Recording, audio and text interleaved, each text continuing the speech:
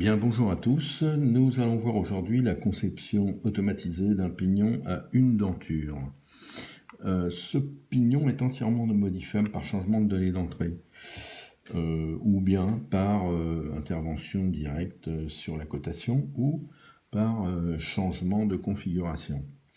Donc on va voir tout de suite un cas de figure en changeant par données d'entrée. Les données d'entrée sont accessibles ici dans un tableau. On va changer le nombre de dents et le ramener à 17 dents pour faire un pignon genre pignon automobile ou de camion ou de machine agricole.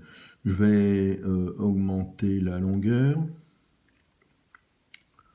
70, on va doubler, faire à 140, voilà. On peut, avant que je régénère, remarquer que le rayon ici est un rayon de 12, je régénère. Voilà, le pignon mis à jour et le rayon modifié en conséquence. Si j'ai ouvert un 2D, une mise en plan, à peine ébauchée, de façon surtout à montrer au cours des modifications que le 2D est associatif au 3D qui le commande. Maintenant, comme je le disais, on va faire un pignon type automobile, donc faire de la denture hélicoïdale, ce qu'il y a dans les boîtes de vitesse automobiles. Donc je vais en données d'entrée modifier l'angle bêta, l'angle d'hélice qui est axe 0 actuellement, pour ce qui nous donne une denture droite. Je vais passer l'angle d'hélice à 30 degrés bêta. Voilà.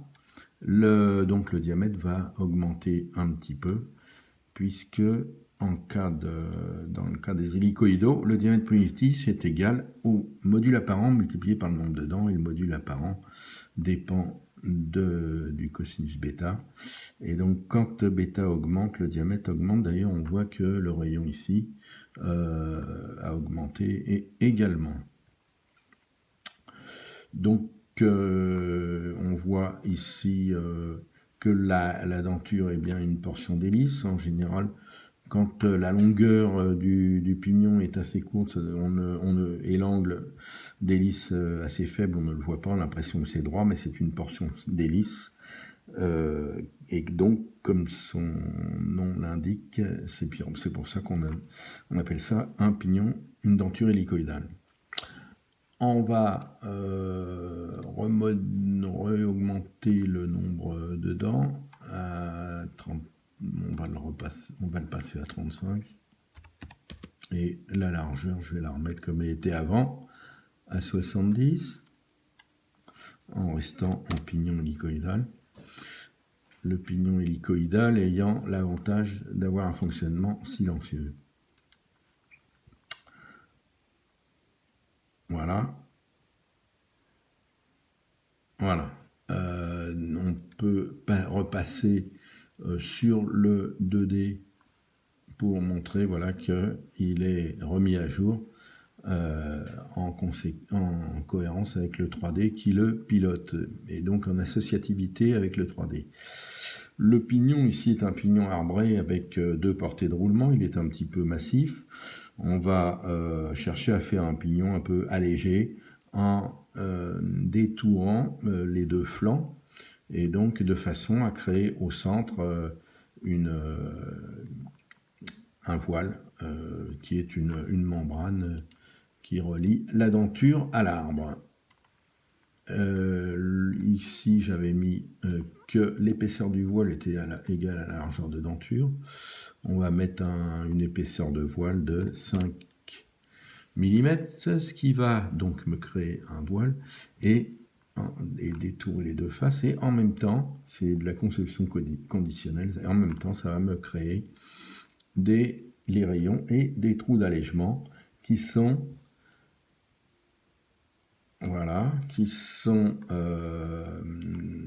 déterminés automatiquement en diamètre, en nombre et en position.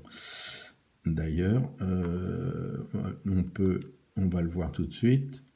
Je vais augmenter, ici on a environ, on a 6 trous. Ouais. Voilà, je vais augmenter le nombre de dents. 35, on va le passer à 55 par exemple, 20 dents. Donc augmenter le diamètre, hein, pour voir ce que deviennent les trous d'allègement.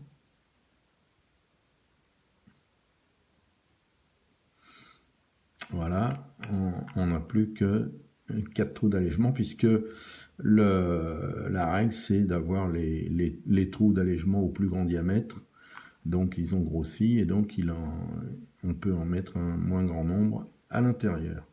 Bien, ce pignon, comme je disais, est un petit peu massif. On peut chercher à l'alléger et à faire la même chose avec un arbre usiné à l'intérieur, c'est-à-dire un arbre creux. On va donc changer de configuration. L'arbre, voilà. Actuellement, il est en arbre plein. On peut le voir en arbre plein coupé. Voilà.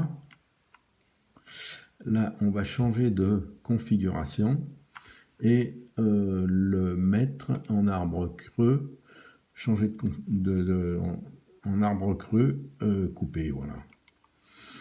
Le pignon a beau être automatisé, tout est absolument modifiable. La preuve, par exemple, imaginons que je veuille épaissir l'épaisseur sous roulement, on va l'épaissir, et qu'on veuille augmenter la hauteur de l'épaulement qui retient le roulement.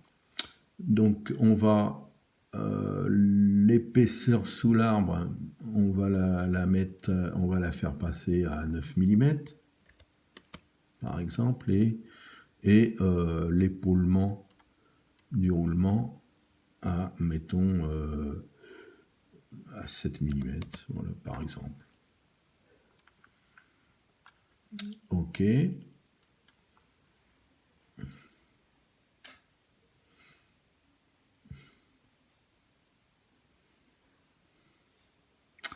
Voilà.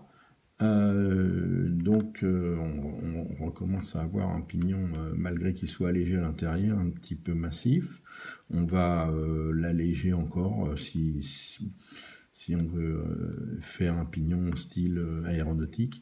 Mais précédemment, on va changer Il y a une chose à remarquer, c'est que le roulement 2 est d'un diamètre supérieur au roulement 1, et donc pour ce faire, l'arbre ici doit avoir un cône afin de rétablir cette différence de diamètre. Imaginons que le roulement 1 s'avère trop faible et qu'il faille le changer et l'augmenter en diamètre, de telle sorte qu'il devienne supérieur au roulement 2. Qu'est-ce qui se passe? Donc ici, le diamètre du roulement 1, il fait 60 mm. Ici, le diamètre du roulement 2, il fait 70. On va passer le diamètre du roulement 1 à 90. Je régénère. Et le cône va passer automatiquement de l'autre côté, puisque le diamètre est devenu supérieur ici.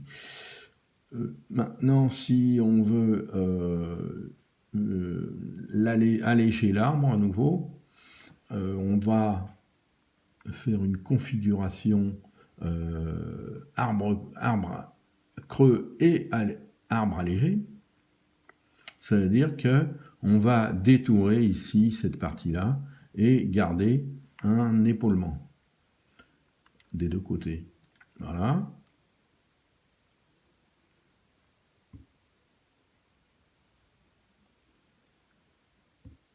Voilà.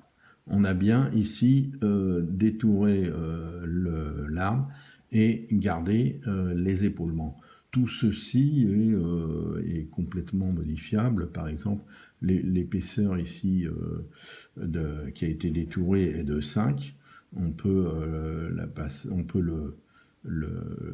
augmenter l'épaisseur du détourage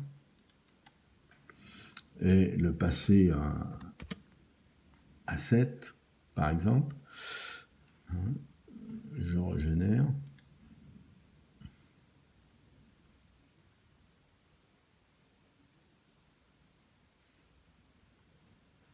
Bon, c'est pas significatif ici. J'aurais dû le faire encore un plus grand. Bon, on va le passer à 9.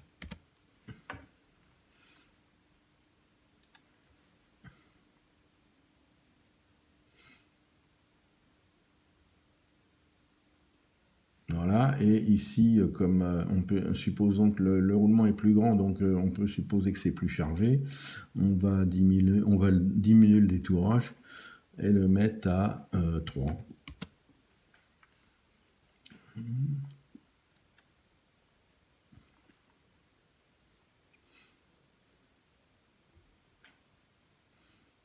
Voilà.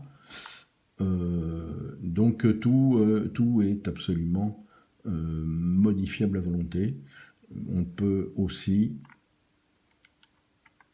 ici changer au niveau de la denture l'angle de pression. Actuellement, on a un angle de pression de 20 degrés.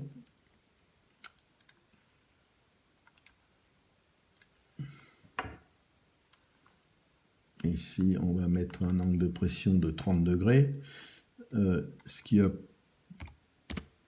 pour but de s'éloigner des conditions d'interférence. Donc, regardez bien la forme de la dent qui va devenir un petit peu plus pointue, entre guillemets.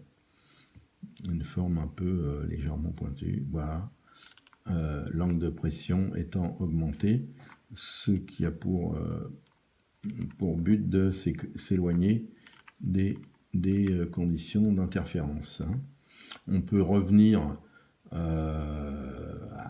ici on a on peut revenir à une denture droite si l'on veut. Je vais venir d'abord montrer le 2D.